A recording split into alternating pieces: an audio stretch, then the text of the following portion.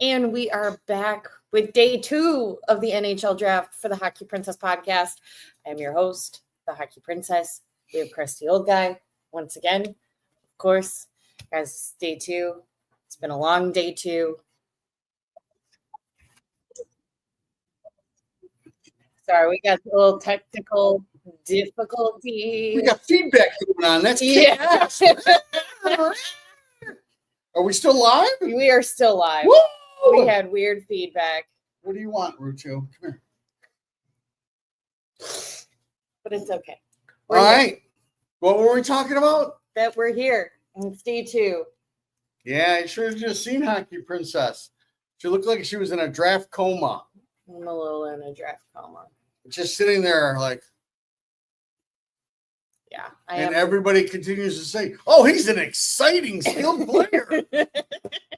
At number 120, an exciting skilled player. I'm shocked he didn't go in the first round. I mean, to be fair, some of these guys are exciting. And skilled. Yes. And they all are players. True that. Okay, dogs, you guys want to go out? Go on. The dogs are very indecisive right now. They are. It's very hot out, so I've been told I have to come in and not have a cigar and do this. So yes, that is correct. I don't believe that is anywhere in my contract. And if it is, I'll, next renegotiation, we're going to have to talk about this. Gosh darn it, because that's standard. We do? We have standards? I do. I don't know about you. But I know I do. I really don't. Oh, hello. Dogs are still out there. Hey, you ready to take it over? I got to bring the dogs in. That is true. That is Come true. on, dogs. Well, we've got a couple of picks with this day 2 of the draft.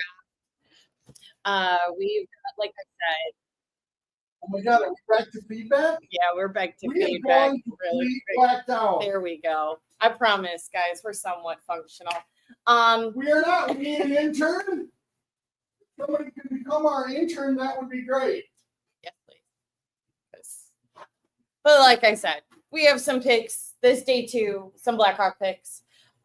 Just as a reminder, folks, because it looked a little different going into day 2 today, because last night we traded away number 34 and number 62. So we were able to draft our favorite football player last night in Mason West. So we picked 66, 98, 107, and I believe we picked 162 and 194. Those haven't happened yet, but Krusty and I really didn't want to wait until after those because it's been very long. It's been a long day. I got a lot of things to do. I got to fly out to Cleveland tomorrow morning. I got to move to Philadelphia. I got a lot going on. You do have a lot going on.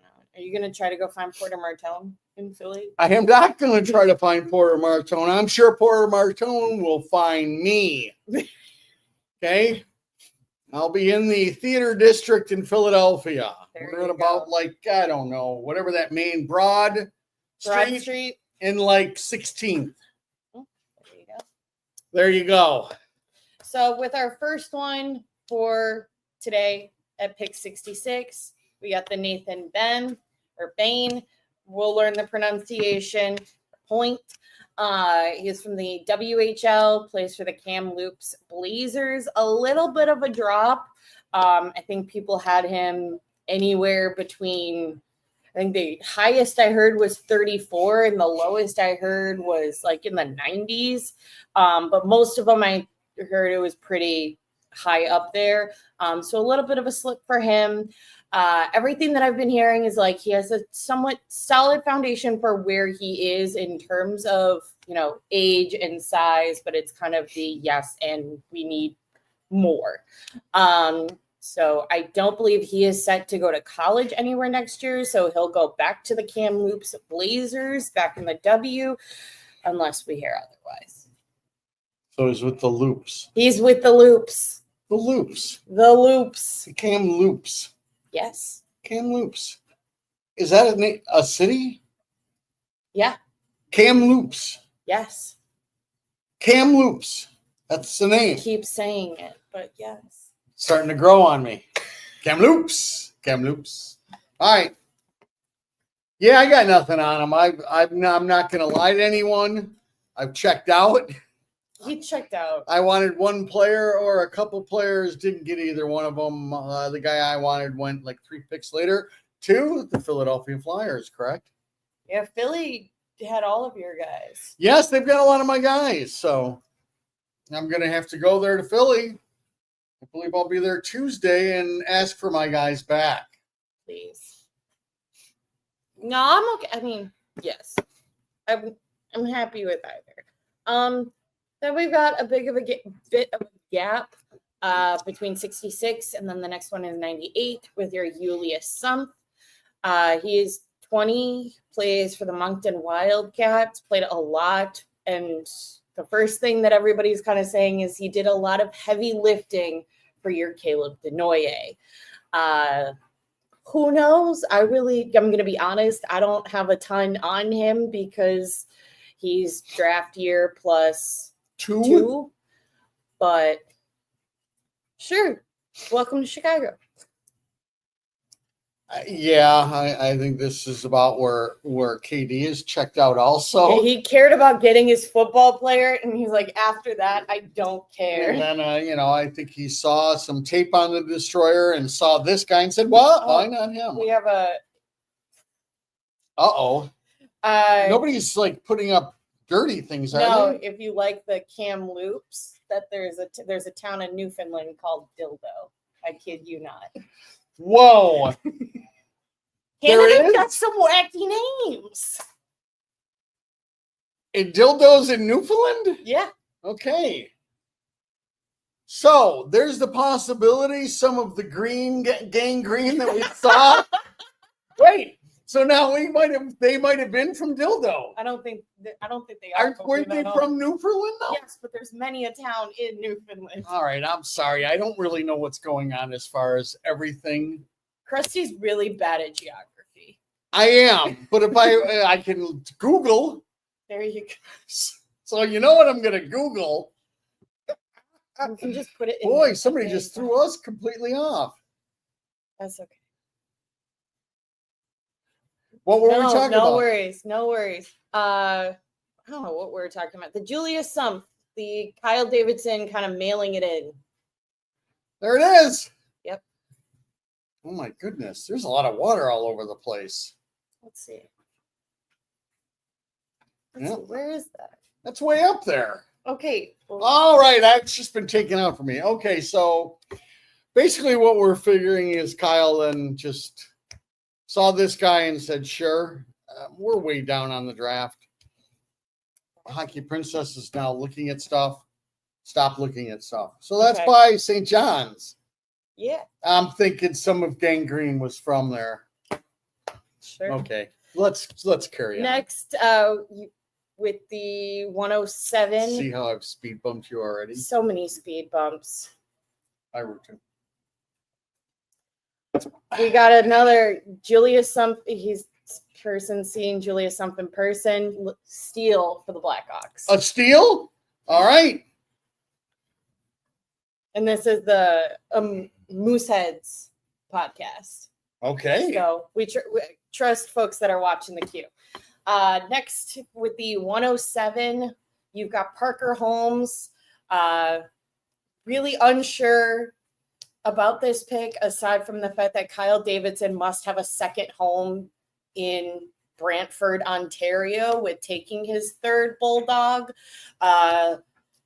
Kid was not ranked, but to my understanding, he's the big body on Brantford's lineup, and so kind of the theme of the weekend has been go big or go home, regardless of the point production. He's a 6'4", I think 220-pound forward. Sure. That's a man. Yeah. That's a man. That's a big dude. Coming from a little old man. Trust me, that. Sure. Again, he was up there looking at other people and, Said, why not? I think he's learned that one from Stan. But again, the whole theme of the weekend was size. The biggest complaint any Blackhawk fan has had in this rebuild is that we are small. we have a set type of 5'11" to maybe 6 foot. And how are we going to play with the Florida Panthers? That's the question. Day, you run into the Vegas Golden Knights. So it's been addressed a lot through this draft. It's kind of a spaghetti thing. Throw it all on the wall, see what sticks. I'm all for it. You just got to catch a couple of them. Yeah. Again, you don't need a ton of big bodies, but you need at least 3. Taking this entire draft, because it seems like even outside of who Chicago has picked in this draft, this is a draft of size. Yes. So utilizing this draft to kind of just take the best, largest guy that you can seems like it's could work out for them quite well. Yeah. I mean, as you'll hear on every hockey thing, it's a copycat league. Look at the Florida Panthers, size and speed. You remember about 8 years ago, it was all about that little defenseman that could move all over the place. So everybody was grabbing little defensemen who were offensive players until everybody figured out, yeah, your team could really only have about one of those. I mean, the other 5 guys got to have some good size and got to be able to play defense. So again, it was what's lacking in the organization. The size that they do have is Colton Dock.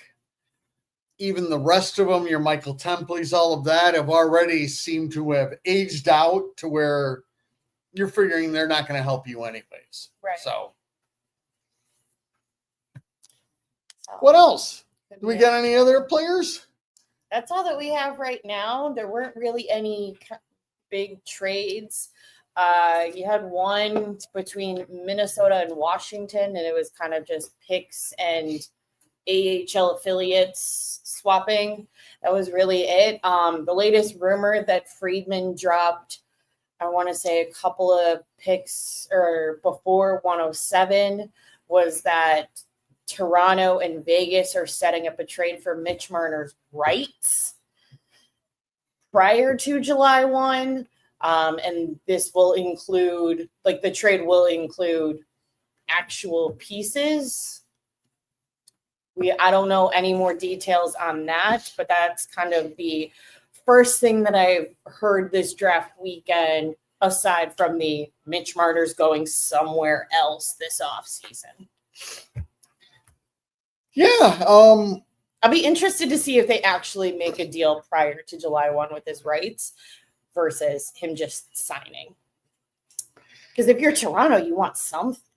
Well, you want something. Right now, he's not allowed to negotiate with Vegas, but come on, full well there's somebody down the chain, 3 things that is talking to somebody else down Vegas's chain that, we're kind of, because if not, why are you giving away stuff for somebody that you don't know what it's going to be? Right. You've got rumors of Marner wanting just 2 years to he's going to sign for 8. So maybe this is, I want to sign for 8, so you better trade for me. But under the way the CBA is, you shouldn't be allowed to be anywhere close to talking to him. But somehow there's got to be some back channel back and forth. So again, Vegas always wants to make a splash. They need to get a little faster, that's for sure. So and besides that, there wasn't much. I'll go back to the one thing of the draft is I need somebody from Buffalo to be on the show. Does Buffalo know that they can draft forwards? Do they know? Because I've only seen defensemen and goaltenders.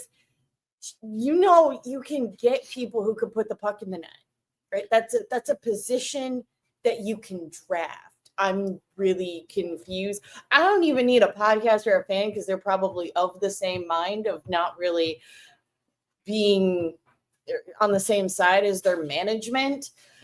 I need the GM to explain this to me like I'm in kindergarten, why you have defensemen already, and that's the thing that you're consistently going after. Do you just not have a scout for forwards? I'm confused. Yeah, that was one of the big take. I, as I said last night, I don't understand how you just don't storm the castle. I feel terrible for Buffalo's fan base. I'm so confused. You saw Dubas out there trying to make some moves with a little bit of draft capital that he had. And you've still got all the rumors all around about what Pittsburgh's going to do, what Sid's going to do. Sid's not doing anything. I think Spit and Chicklets likes to throw that out every couple of months when people people stop paying attention to him, and they go, yeah. That makes sense. Yeah, I don't think Sid's going anywhere. I don't know what they do. You're just stuck in a bad situation. Even McKinnon.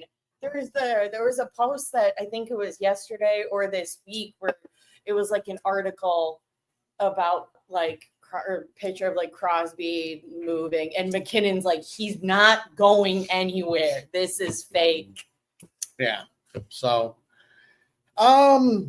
anything else that really? You got Cameron Schmidt dropping a lot.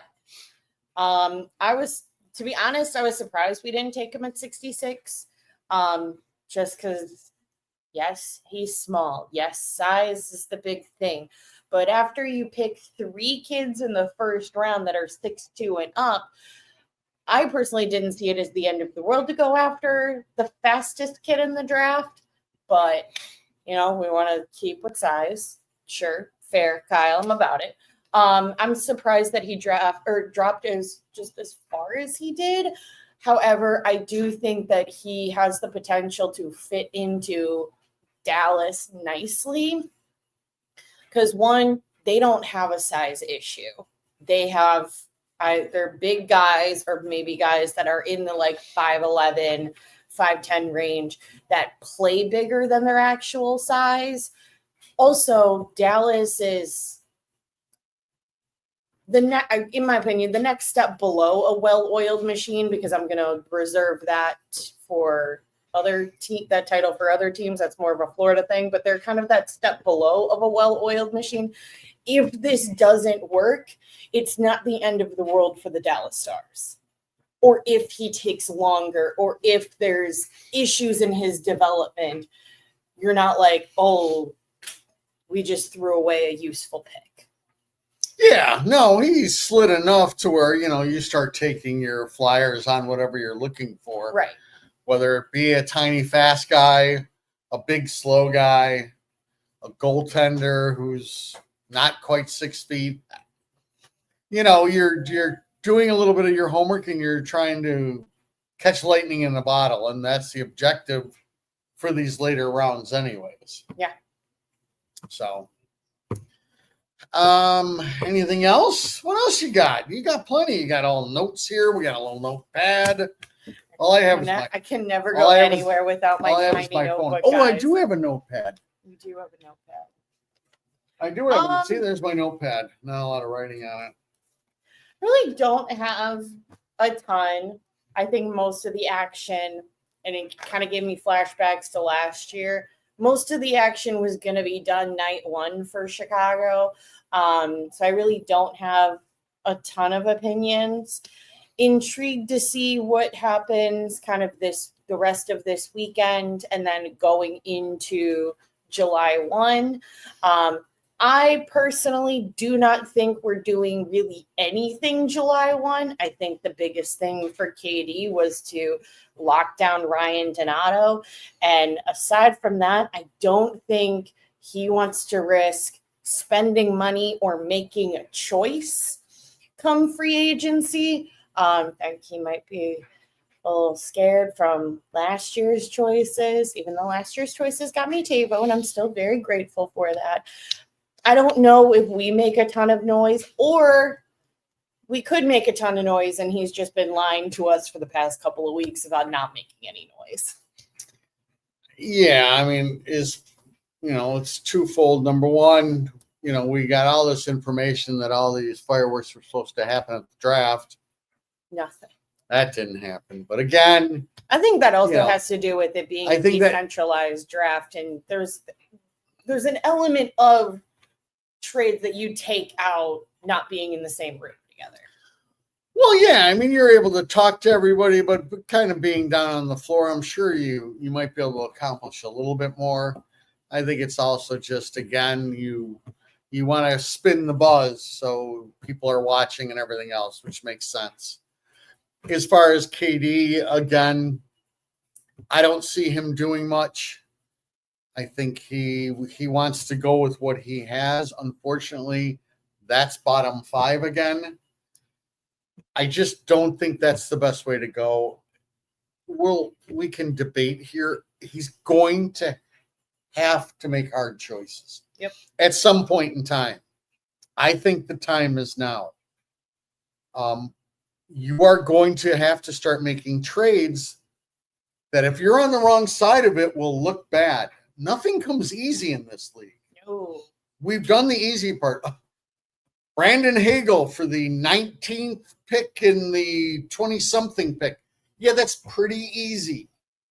Okay, I could have done that. I could have. The drafting of players, I could have done that also. Okay, at least as good, even though I've liked most of Katie's draft. But in order to build this team into a contender, you are going to have to make some moves. You are going to have to bring in established players to take the heat off of these kids. Yeah. If not, you're going to burn them to the ground. Yep.